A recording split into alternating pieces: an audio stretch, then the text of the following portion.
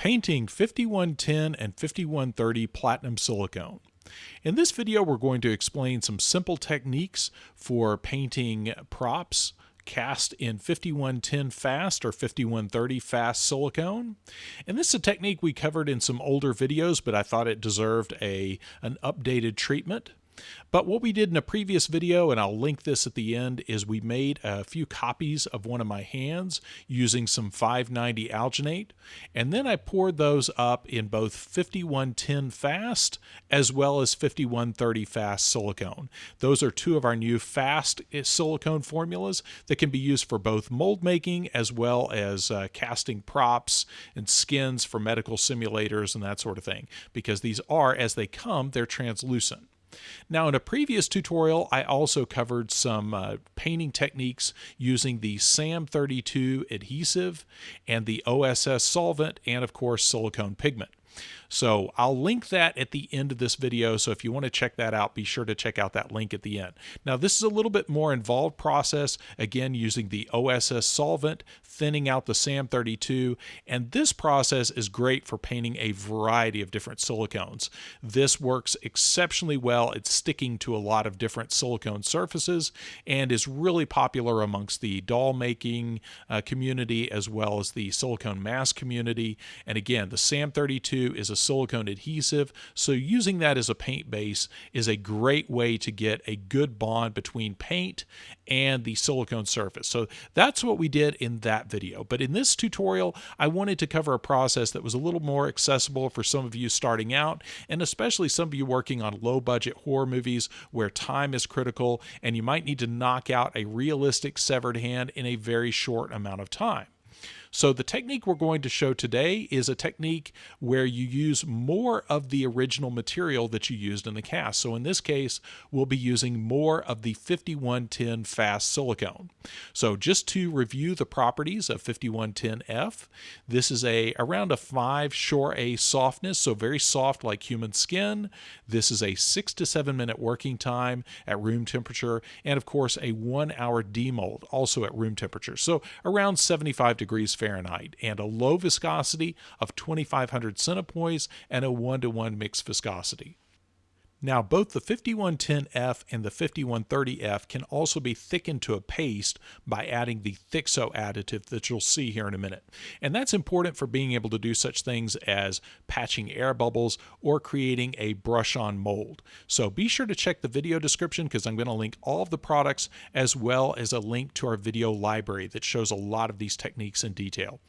Now, one of the first important details to getting a good bond between your paint and your original piece is doing this as soon as possible. So we're following up the casting of these silicone hands. This was about a day later, but ideally, if you can do this the same day or just a couple of hours later, that's the best way to get a bond, a really good bond between the paint layer and the original silicone cast. So once you've cleaned it up, removed air bubbles and anything like that, that's when you're ready to move on to this painting stage. And here I've mixed up a small batch of 5110F. This is about 60 grams, and I'm going to add a few drops of the Thixo additive. And what that does is that turns that into a thixotropic paste. And this is really important because we don't want to create a thin, runny batch of silicone that will just run all over our part. So I want this to stay where I put it. So by mixing up that Thixo in there, that converts it from a flowing liquid to a brushable paste. Now, two things you're going to need a lot of for this process is popsicle sticks and paper towels, because you're going to be doing a lot of little batches of silicone. Now, I like to do this, again, when I'm pressed for time. If I just want to make a quick hand prop, I like to do this all with one batch, but there's no rule that says you have to do it this way. You could do this in multiple batches. It just depends on how complicated of a paint job you're going for. For this video, I wanted to keep this very simple and just do this all with one batch, just to show you what's possible in about a 6 to 8 minute working time. So what I've done here is I've thickened up that silicone to that paste consistency, and I'm making some little thickened puddles with that on a paper plate. And then I'm going to mix color into those different puddles to get some different base colors to paint with. And for this, I'm just using our 4-color silicone pigment palette. And I'm going to get kind of a bruise color and a blood color by mixing the red and the brown. And I'm also going to mix a little bit of the flesh tone with the red to get more of a vascular flesh tone that I can use between the knuckles and things like that. Now, a quick word about silicone pigments. Our silicone pigments are pure silicone oils with pigments to make them different colors inside, so different dry pigments in a silicone oil. By themselves, they will never dry, so you can't use raw silicone pigment as a paint. It must be mixed into some other material that will bond to your surface. So in this case, we have a 5110 fast silicone hand that we're painting with more 5110F pigmented with silicone pigments. Now, what we're doing with this mixture of silicone and pigment is doing a very primitive paint job, what's sometimes referred to as a rub-out method of paint, where you wipe in the paint and then wipe it back off, and the paint stays in the creases of the piece. And typically this is done more as a base coat on a paint job, but here we're doing this as the entire paint job. And the whole point of this, again, is more for very basic props for haunted houses, B-movie props, that sort of thing. Some of the purists are going to scoff at this, but this technique is outstanding for just making very fast and very realistic looking props within that context. So basically the way this works is you're using your hands to apply the paint, working it into the detail, and then using a paper towel to wipe off the excess. And again, this can be done in stages or in layers, but just for the sake of this video and just to show you what can be achieved with one batch of silicone, I did this all with one batch. So what I'm doing first is decorating that the severed area with that bruise and blood colored silicone. And again, the reason I'm using my fingers for this is twofold. One, it allows me a lot of control where I'm putting the silicone, but also silicone, when it cures, will ruin a paintbrush. So this just allows me to move that much faster and not have to ruin a paintbrush, and it's easy to clean up. I just grab a paper towel, wipe that excess silicone off my hands, and move to the next color.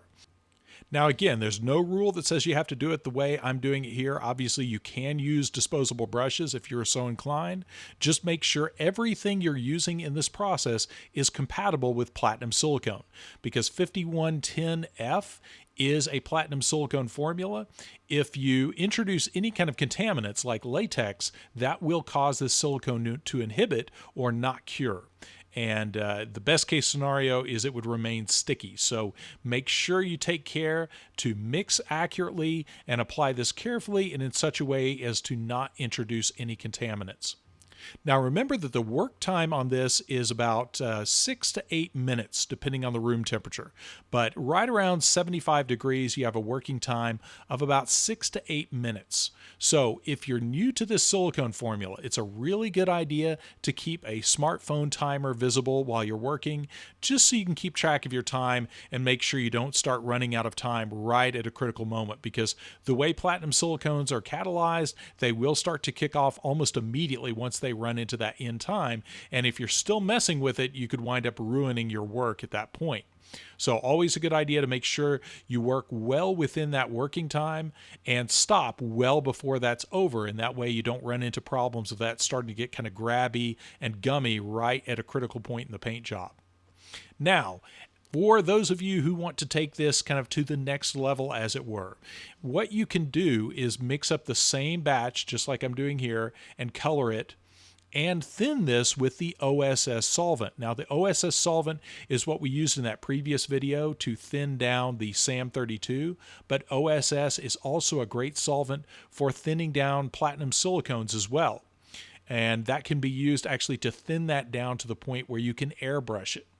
And when you're doing that process and you're airbrushing 5110F and spraying that onto a silicone piece, at that point, you're spreading that out so thin, there's no need for that thixotropic additive.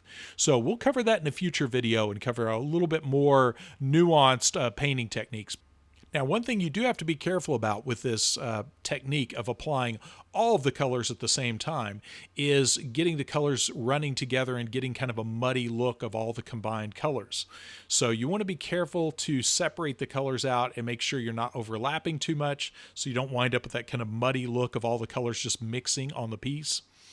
But if that's a concern and you want to make sure you get a very differentiated colors between the different layers, you can actually do this one layer at a time or one color at a time and apply one color, use a hair dryer or a heat gun to force set that layer, and then do the next layer with a different color. So again, the whole point of this video is just to show you what can be done on the fly, so to speak, with a small batch of silicone and some silicone pigments and a fresh silicone hand right out of an alginate mold. So very simple paint technique, very easy to do, and it gets great results for, again, working within that context of Halloween props and B-movie props and things like that. This has been used by a lot of our customers to great success for a lot of different applications. A lot of people way more talented than me do much better paint jobs than me. So just remember, if a barbarian like me can do this, then you could probably do it way better. Now, the last little bit I'm doing is I mixed up a little bit of white in some of that silicone, and this is at the tail end of that working time. And I'm just smearing a little bit of that white silicone onto the fingernails. And that kind of cheats the idea of this having proper fingernails. Again, with a paintbrush, you can do this a lot better and make it look a lot prettier, but you'll see what we get is the suggestion of actual nails there.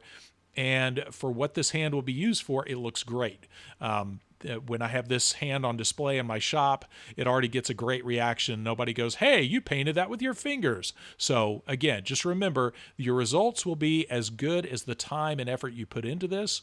But again, if a barbarian like me can make it look presentable, then I'm sure the more artistically inclined customers out there can take this and do much greater things with it. Now, in the final stage here, as it's about to set, I'm just going back and just dabbing on a few of the different colors, a little bit of the flesh tone that I mixed up, and that was more just flesh tone with a little bit of red just to break up the color a little bit. And I'm just stippling that on with my fingertip and then tapping that out with a paper towel to pull off the excess. And again, this is as good as the effort you put into it. So here I'm moving pretty fast for the sake of the video, but you could obviously do this in a lot of different layers. And last but not least, I'm going to gore up that stump a little bit more. And you'll notice it just adds a lot of realism to go in and wipe those silicone colors into those creases, especially around the palm area and the joints, and then wipe that back off with a paper towel, and we get that very nice realistic look there in those joints. So again, this is what you can accomplish in about 10 minutes with about 10 minutes of work. So obviously, if you put more time into it, you will get much better results. And I'll be posting another paint tutorial soon where we do a more proper paint job using the OSS and an airbrush. But for now, I just wanted you to see what is possible with some excess silicone and a fresh cast silicone hand right out of an alginate mold. Now, one of the most critical elements of this to make this kind of paint job work, and this really goes for any kind of silicone paint job when you're working with a translucent silicone, is you want to make sure your intrinsic color, and that's the built-in color of the original cast part, is as close to the original skin tone as possible. So, and if you go back and watch the video where I cast that original silicone hand of my hand, you want to cast that to the lightest, match that to the lightest shade of your subject's flesh tone. And that way, every color you add on top might darken it, but it won't lighten it. Because to lighten a translucent piece requires that you apply opaque colors over the piece. So real important there to make sure, so you have to apply a minimal amount of color over the top, that you do this with a really good base color that's as close to your subject as possible, and that minimizes how much work you have to do on top of that piece. Now, this is about an hour and a half later, and the piece still has a little bit of tack to it. You'll notice I could have used a little bit more red in my palm, but overall, for one round of paint, it's pretty good, at least for me, for a savage mold maker like myself. So now ready to powder this if we have any shine we want to get rid of.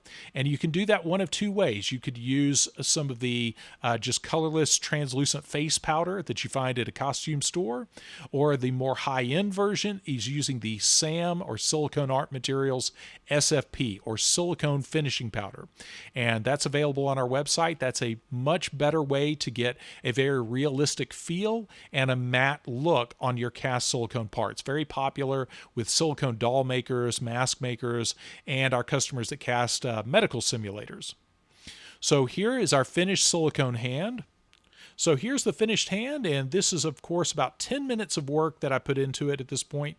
Many of you may be saying to yourselves, yes, that looks exactly like 10 minutes of work. But my point with this video is to introduce you to these techniques, and if a guy like me can produce these results, imagine what you can do with your incredible talents. So there you go. There's the process of creating a silicone hand and painting it with more of the 5110F fast silicone.